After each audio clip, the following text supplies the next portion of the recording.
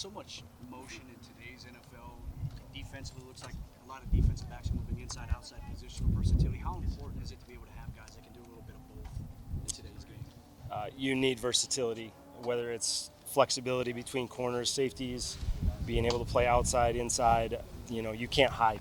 You can't hide guys anymore. You have to be able to communicate and think.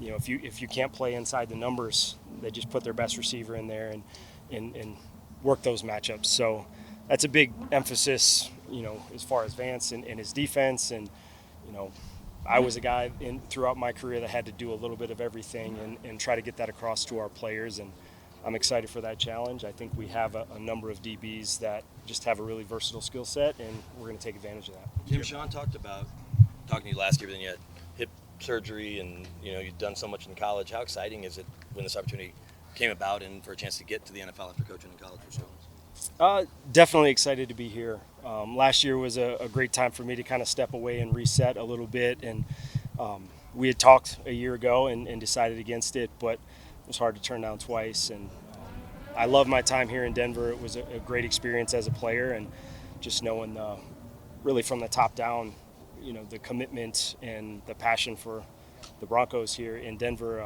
Excited to be back for this to be my first opportunity coaching in the NFL. Being back in the NFL, kind of what's the difference coaching these guys at this level compared to at Wisconsin last? I think, number one, the starting point, right? Just a little bit more experience. You don't have to quite start from ground level. You're able to build a little bit higher knowledge base, but at the same time, it's all about the fundamentals at this position and teaching guys how to simplify, not to make the game harder than it is. So I'm definitely excited. The recruiting element, being able to kick that to the side and focus on really with the relationship with the coaches and the game planning and the players. Very excited for that. What kind of opportunity is it to have Pat as sort of the building block of your secondary? Just what have you made of him as a player so far? Talent wins in this league, and obviously we feel like we got one of the best corners in the NFL. So excited to work with him and just to help grow the leadership side. He's getting to a point in his career where his voice goes a long way on the team, in the DB room.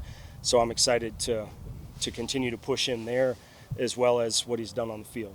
So much of what he does is just so natural. Like it looks easy for him, and just trying to find ways to continue to get him to improve. But once again, to have more of an impact on this team, on the field, off the field, that's really his next step. The You played with a leadership lot. side, how do you nurture that? Because, of course, with Justin being gone, it's a defense that's probably looking for a new generation of leadership. Yeah, I think number one, you want it to be natural for him. Fit his communication style, his personality. Probably the best advice for him was just do it your way.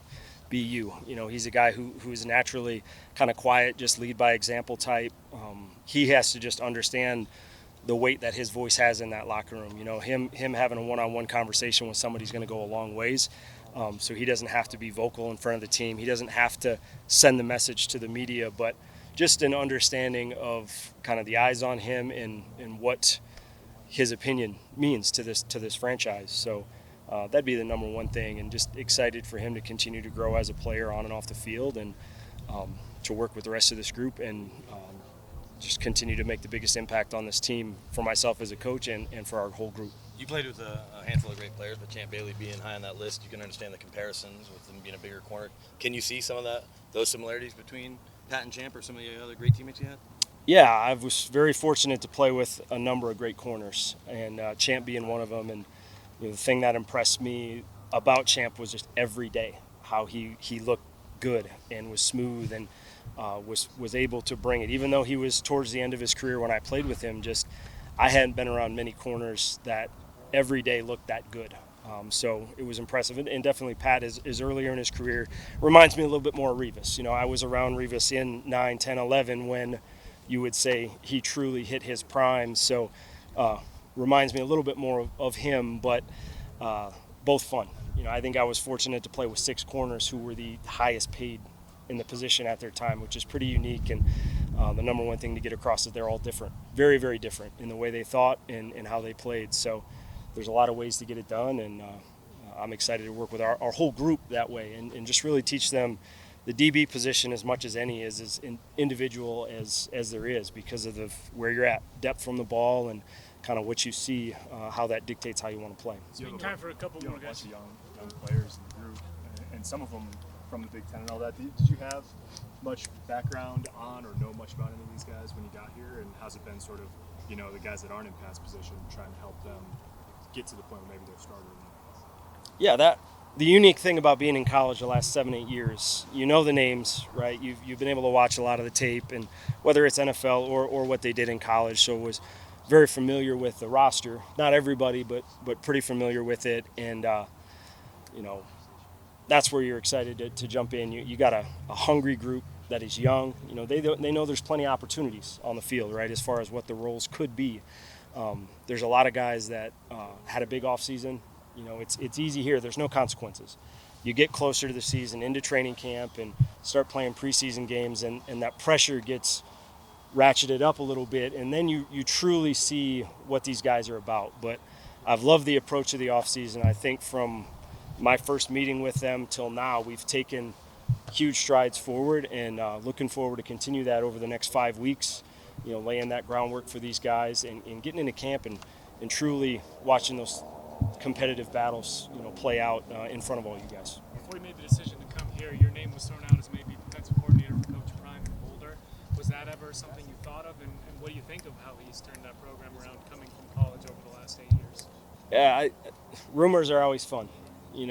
I've been involved in a number of them over the years. Some were much closer than others. There was no communication between the two of us. I don't know if there was any interest on their side, but there was no contact made on our side. But it's always interesting how that stuff goes, and you go through the social media and you start to see the flames start churning certain places and your name pop up. But it's exciting.